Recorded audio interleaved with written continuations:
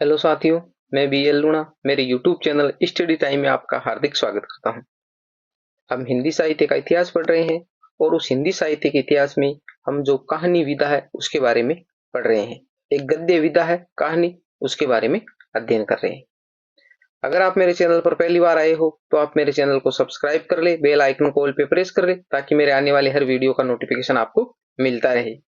हिंदी व्याकरण है उसके नोट्स मैंने टेलीग्राम पे अपलोड कर दिए। अगर आप लेना चाहिए तो उसका लिंक मेरे डिस्क्रिप्शन बॉक्स में आप उसको डाउनलोड कर सकते हो। हिंदी साहित्य का इतिहास जैसे ही कंप्लीट होगा इसके नोट्स में आपको उपलब्ध करवा दूंगा।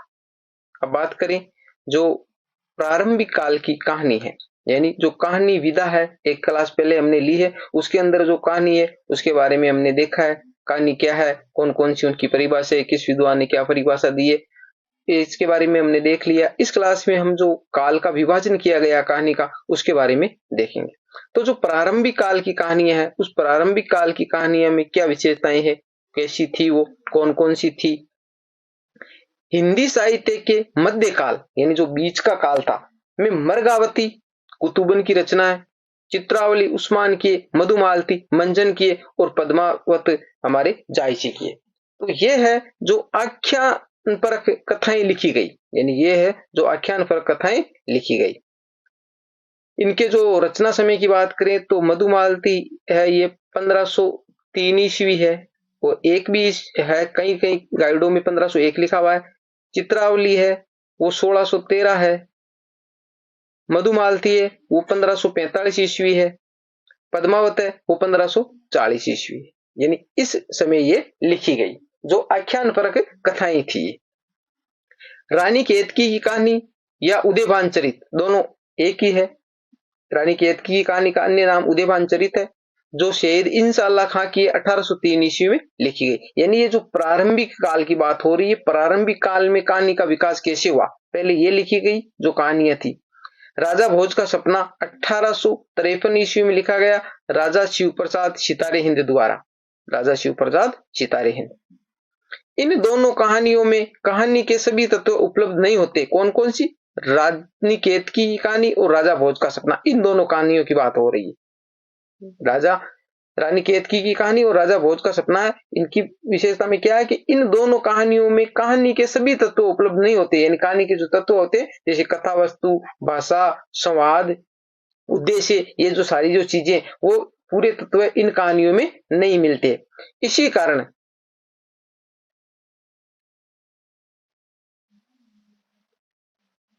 इन्हें हिंदी की प्रथम कहानी नहीं मानी जाती, यानी इन्हें हिंदी की प्रथम कहानी नहीं मानते हैं। हालांकि ये शुरुआत में लिखी गई है, परंतु कहानी के पूरे तत्व नहीं मिलने के कारण इनको हिंदी की प्रथम कहानी नहीं मानते।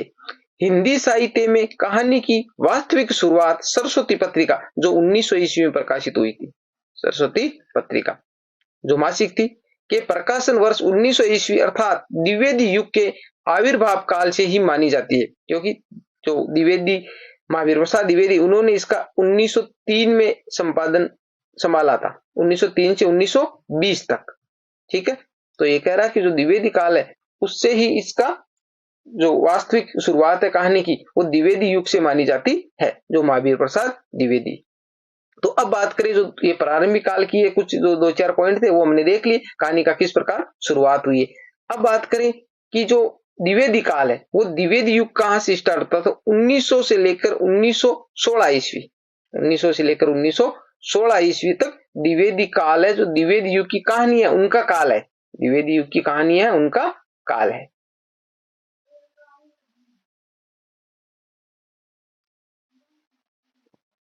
पहली कहानी की बात करें तो इंदुमती जो 1900 ईस्वी में लिखी गई किशोरीलाल गोस्वामी की, इंदुमती कहानी है वो किशोरीलाल गोस्वामी की, जो द्विवेदी युग में लिखी गई। आचार्य रामचंद्र शुक्ल ने इसे हिंदी की प्रथम कहानी माना है। हिंदी की प्रथम कहानी मानने वाले विद्वान है आचार्य रामचंद्र शुक्ल, जो इंदुमती को हिंदी की प्रथम कहानी मानते। तो आपको ये मोस्ट हो जाती है, आप इसको अच्छे से याद रखोगे। एक टोकरी पर मिट्टी 1901 ईस्वी में, माधवराव सप्रे, ये 1901 ईस्वी में छत्तीसगढ़ नामक पत्रिका में प्रकाशित हुई। यानी जो शुरुआत की जो पत्रिकाएं थी, क्योंकि शुरुआत जो प्रथम कहानी हिंदी की वो तो इंदुमती हो गई, पर इसके बाद में 1901 में एक टोकरी पर मिट्टी जो माधवराव सप्रे की है उसका प्रकाशन हुआ।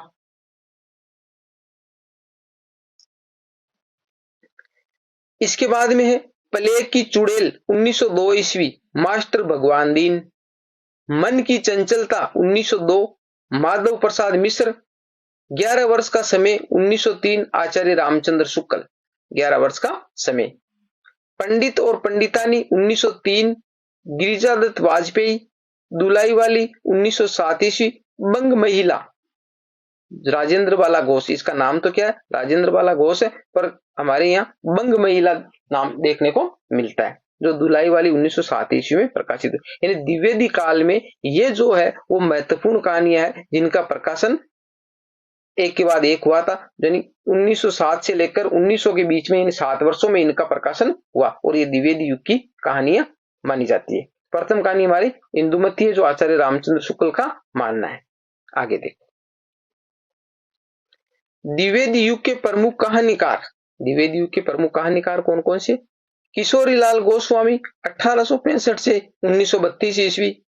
इंदुमती 1900 ईस्वी से सरस्वती पत्रिका में, यानी जो किशोरीलाल गोस्वामी है, इन जो द्विवेदी युग के लेखक है, तो इंदुमती जो अभी मैंने पढ़ा हिंदी की प्रथम कहानी है, 1900 ईस्वी के अंदर सरस्वती पत्रिका में प्रकाशित हुई थी। गुलबहार 1902 ईस्वी में सरस्वती पत्रिका में प्रकाशित, यानी गुलबहार भी इनकी है, परंतु इंदुमती है वो 1900 में प्रकाशित हो गई थी और गुलबहार है वो 1902 में प्रकाशित हुई थी, इसलिए प्रथम इंदुमती मानी जाती है। परिणय परिणय 1887 ईस्वी, डॉक्टर वचन सिंह रचना काल के आधार पर इसी को हिंदी की पहली कहानी मानते, ये इसकी वजह से मोस्ट हो जाती है।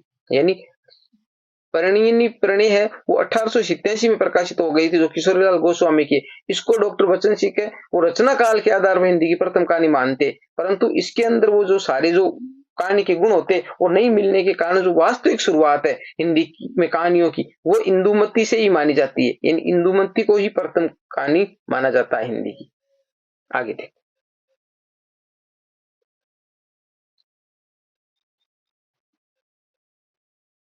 माधव प्रसाद मिश्र 1881 ईस्वी में जन्म हुआ था और 1907 ईस्वी में मृत्यु। मन की चंचलता 1902 ईस्वी, सुदर्शन पत्रिका में प्रकाशित हुई थी। वृंदावन लाल वर्मा 1884 ईस्वी में जन्म और 1969 ईस्वी में मृत्यु। राखी बंद भाई 1909 ईस्वी, नकली किला।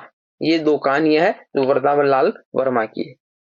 विश्वम्बरनाथ शर्मा कौशिक, यानी उपनाम इसका कौशिक है, 1891 ईस्वी और मृत्यु 1945 ईस्वी।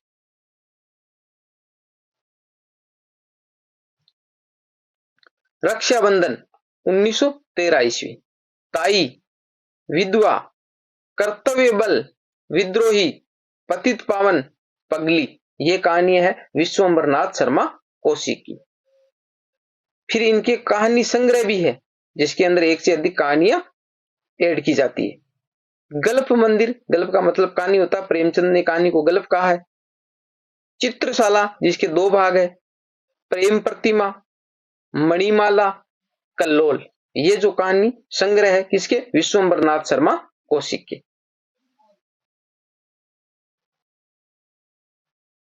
इसके बाद में ज्वालादत्त शर्मा, भाग्य चक्र, अनाथ बालिका, मिलन।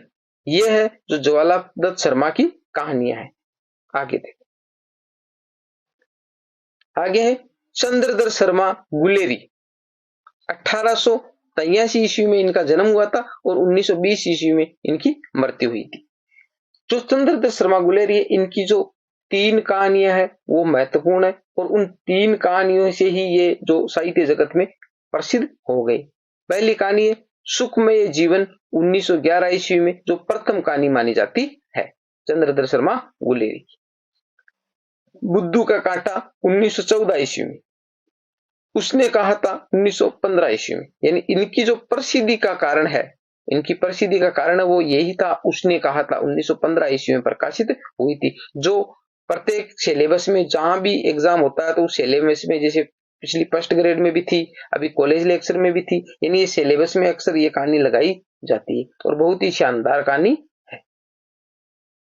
1902 ईस्वी जयपुर से समालोचक पत्र निकालना आरंभ किया, यानी 1902 में जयपुर से समालोचक पत्र है वो चंद्रधर शर्मा गुलेरी ने निकालना प्रारंभ किया था। आगे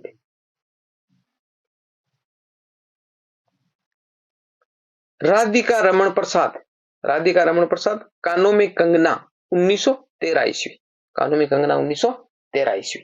इसके बाद में हमारा युग स्टार्ट होता है प्रेमचंद युग की कहानियां, यानी जो प्रेमचंद है वो महत्वपूर्ण साहित्यकार है और प्रेमचंद अकेले ने माना जाता है कि 300 कहानियां लिखी थी। प्रेमचंद ने कितनी कहानियां लिखी थी? 300। 1916 ईस्वी से लेकर 1936 ईस्वी तक का जो काल है वो प्रेमचंद युग कहलाता है कहानियों की दृष्टि से। कहानियों का जो प्रेमचंद युग है वो कौन सा है? 1916 से लेकर 1936 ईस्वी तक। अब जो प्रेमचंद युग है इसके बारे में हम अगली क्लास में देखेंगे। उम्मीद करता हूं ये क्लास आपको अच्छी लगी होगी। अगर अच्छी लगी है तो लाइक, शेयर एंड सब्सक्राइब करें। मिलते हैं अगली वीडियो में, तब तक के लिए जय भीम, जय भारत। ये जो कहानियां है आपको थोड़ी क्लासें बोरिंग लग रही होगी, पर आपको जो मैंने मोस्ट है वो चीजें यहाँ पर ऐड किए, तो आप इनको अच्छे से याद कर लीजिए। परीक्षा की दृष्टि से बहुत ही महत्व, क्योंकि पढ़ाई है वो किसी को अच्छी नहीं लगती, बोरिंग ही लगती है। तो आप इसको अच्छे से याद कर लीजिए, क्योंकि इनकी जो सारी चीजें उनकी ट्रिकें नहीं होती है, कुछ चीजों को याद ही करना होता है। इन सभी की ट्रिकें नहीं होती, ज्यादा ट्रिकें होती है वो भी याद नहीं रहती है फिर। ठीक है, चलो धन्यवाद दोस्तों।